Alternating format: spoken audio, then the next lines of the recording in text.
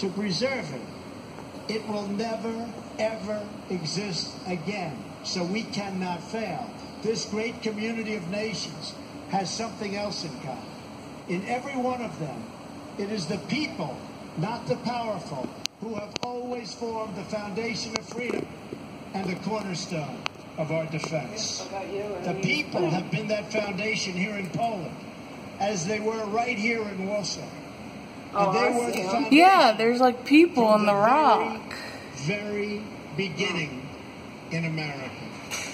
Our citizens did not win freedom together. Oh, go for Did it. not survive horrors together. Did not face down evil together, only to lose our freedom to a lack of pride and confidence in our values. We did not, and we will not. We will never back down. Thank you. You're quite welcome, dear.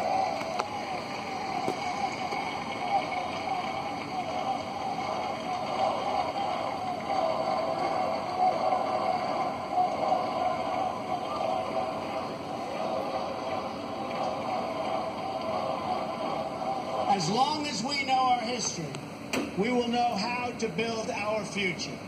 Americans know that a strong alliance of free, sovereign, and independent nations is the best defense for our freedoms and for our interests. That is why my administration has demanded that all members of NATO finally meet their full and fair financial obligation. As a result of this insistence, billions of dollars more have begun to pour into NATO. In fact, people are shocked. But billions and billions of dollars more coming in from countries that, in my opinion, would not have been paying so quickly. To those who would criticize our tough stance, I would point out that the United States has demonstrated, not merely with words, but with its actions, that we stand firmly behind Article 5, the mutual defense commitment. Words are easy, but actions are what matters.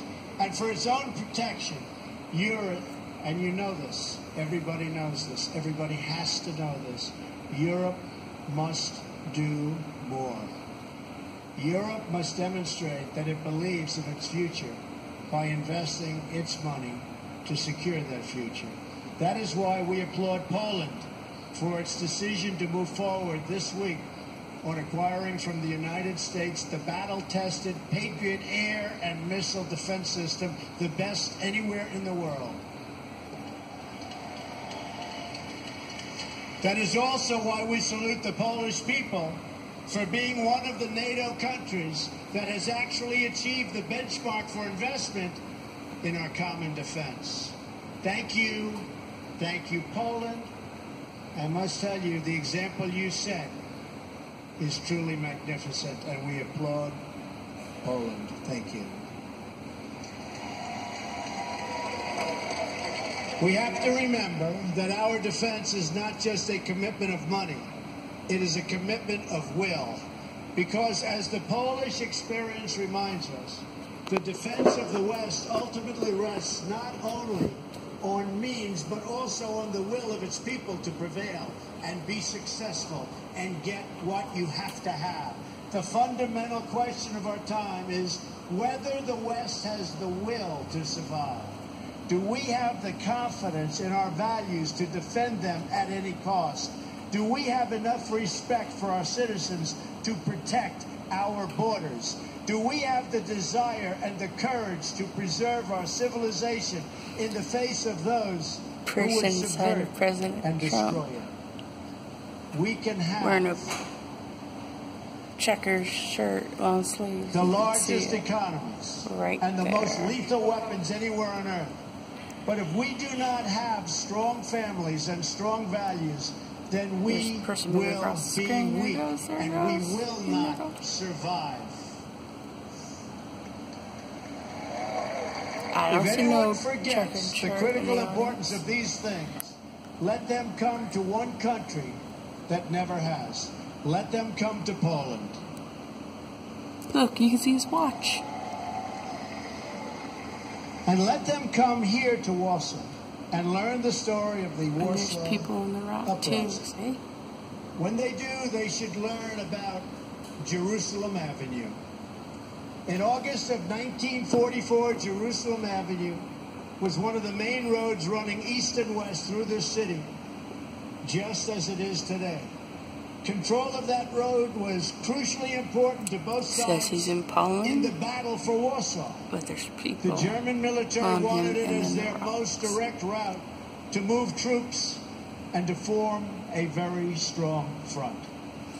And for the Polish Home Army, the ability to pass If you move the north shoulder, and you'll see south like a across that face street was critical to keep the center of the city and the uprising itself from being split apart and destroyed. Every night the Poles put up sandbags amid machine gun fire, and it was horrendous fire, to protect a narrow passage across Jerusalem Avenue. He's wearing a hat. Every day the enemy Tell that forces he's knocked white, them down too. again and again and again. Then the Poles dug a trench. Finally they built a barricade. And the brave Polish fighters began to flow across Jerusalem Avenue. That narrow passageway, just a few feet wide, was the fragile link that kept You could the uprising totally alive. see the man in the checker shirt Between right its there. walls, a constant stream of There's like a citizens woman and freedom right fighters there. made their perilous sprints. They ran across that street. They ran through that street. They ran under that street, all to defend the city. The far side was several yards away. We called one young Polish woman People named Greta. moving. That mortality and that life was so important to her. In fact, she said the mortally dangerous sector of the street was soaked in blood. It was the blood of messengers, liaison girls, and couriers. Nazi snipers shot at anybody who crossed. Anybody who crossed, they were being shot at. Their soldiers burned every building on the street. And they used the Poles as human shields for their tanks in their effort to capture Jerusalem Avenue. The enemy never ceased its relentless assault on that small outpost of civilization. And the Poles never ceased its defense. The Jerusalem Avenue passage You can required constant really protection, clearly see that repair, guy moving. and reinforcement. But the will of its defenders did not waver, Look, even there he in just the moved his face arm of down. death. And to the last days Weird. of the uprising,